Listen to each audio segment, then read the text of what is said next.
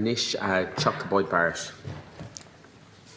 I'm baffled by the Minister's speech, to be honest, and I think the government should be ashamed of themselves, because they've really shown their true colours here. Despite paying lip service to the issue that's at stake, which is the well-being and mental health and safety of children, of young people, of women who are victims of this toxic misogyny, which is not just online, as we discovered, it gets translated into brutal physical reality,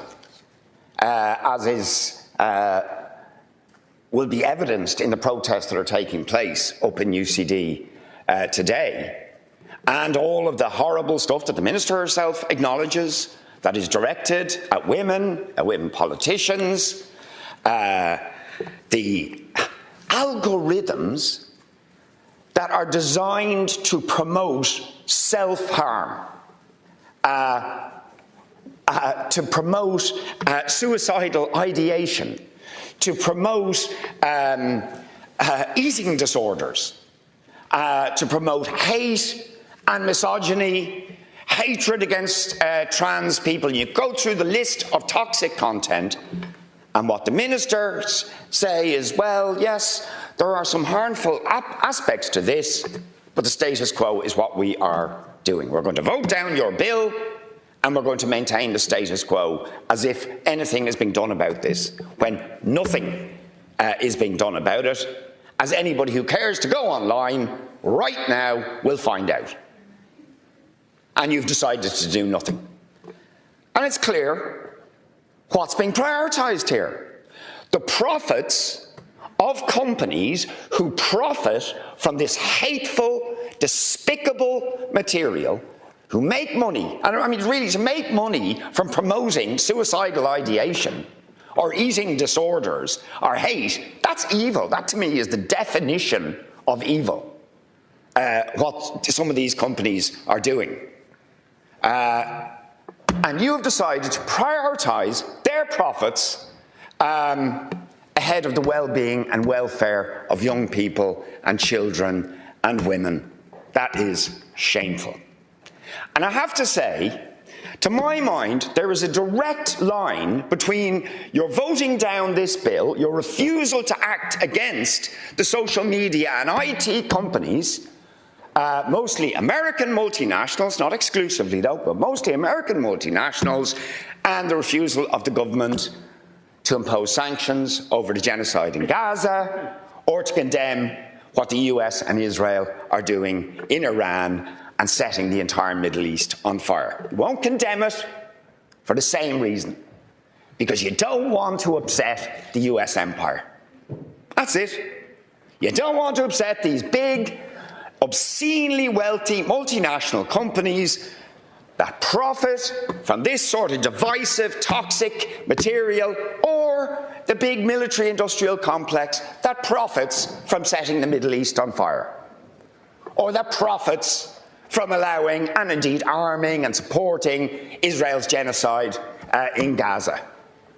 Profit first, despite the most obscene crimes, the most horrible things being done, turning our world into a very, very dangerous place. We'll prioritise the profits of the people who benefit from all of this. I think that's frankly shameful. And not only, by the way, will we not do anything about it, we'll actually give them money to do it. With research and development tax credits. We'll give them 1.4 billion. We'll give them another 300 billion in the last budget. We'll give them money to research how to do this to our children. That's what we're doing. And I mean, I was at the press briefing of RTE workers yesterday. We're fighting to defend their jobs and public service broadcasting. And don't get me wrong, I sometimes have problems with the decisions that RTE make, but my God, give me RTE over X and Meta and Google and Facebook any day of the week. Any day of the week. So while they're being dismantled and privatised and their work being outsourced essentially to be replaced by these guys who profit from pumping this poison at our society and our young people and so on. We'll take the money off public service broadcasting and we'll hand it to these companies, and we won't say boo to them. We won't say boo to them in terms of regulating stuff which the government itself acknowledges is harmful. But we won't do anything about it. That even Commissioner Mann, who you say, oh, they're dealing with it, had recommended turning off these recommender algorithms. Force feeding, because we're not in favour of a ban, by the way. We're not in favour, because if children get around a ban, right, it'll actually make it more attractive. And anybody who knows anything about young people knows that, right? But the young people, by and large, and all the polls show, they don't want this stuff force-fed at them. They want to make their own decisions.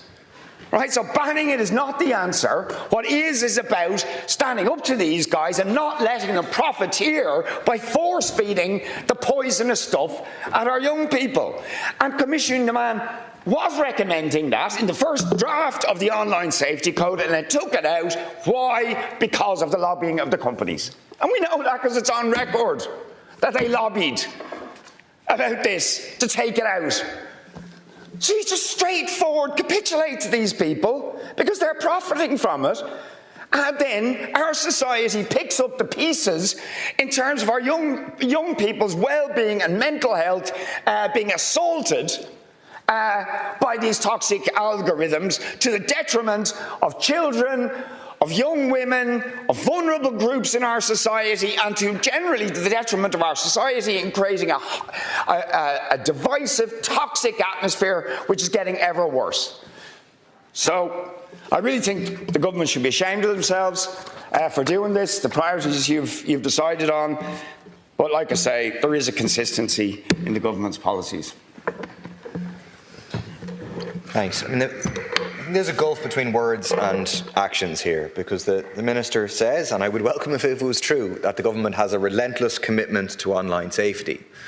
But that's part of a speech which is justifying why you're going to vote down this bill. And again, I'll repeat, it's very simple, it's very clear, it's an answer to the toxic torrent of material that is being fed to young people in particular. It is the answer that's being called for by a very wide range of organisations and experts who have looked at this issue.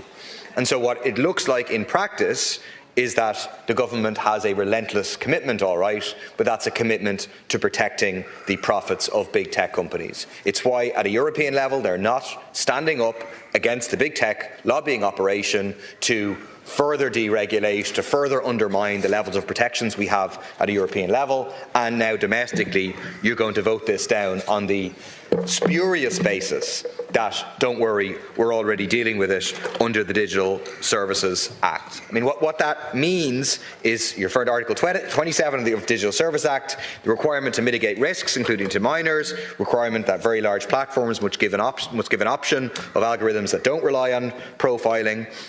Effectively, this is light touch regulation, and it may as well be self-regulation. The big tech companies can do what they want. And it's very interesting that in the Senior Minister's speech, which we heard earlier, there is a line of argument that is pretty much directly taken from the tech companies' lobbying. So the tech companies' lobbying that resulted in this proposal being taken out of the online safety code, they said, and I quote, "Recommender systems play an important role in ensuring a safe, predictable and trusted online environment by ensuring that users are connected to relevant and high quality information." The Minister says, "Recommender systems and algorithms serve to protect people, including children and young people, from harmful content." The companies know that's not true. Report from Meta, there was an internal research by Meta which said 64% of all extremist group joins are due to our recommendation tools. Our recommendation systems grow the problem.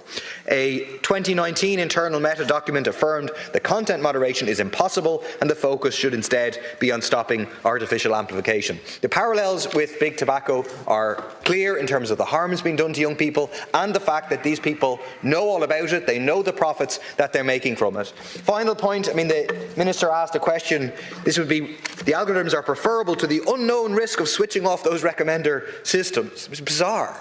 I mean, listen to Albert Dolan, backbench Fianna Fáil TD, who precisely described what happens if you turn off the algorithm system. We go back to a space whereby our social media feeds are curated by us. We get to choose who we see. We get to see our, the wholesome space of seeing our friends, our community, etc., as opposed to having toxic, misogynistic content being fed to young people in particular. And that concludes the debate. Thank you, Deputy Murphy. And is an cheisná gunanti for an lasso. Is that agreed?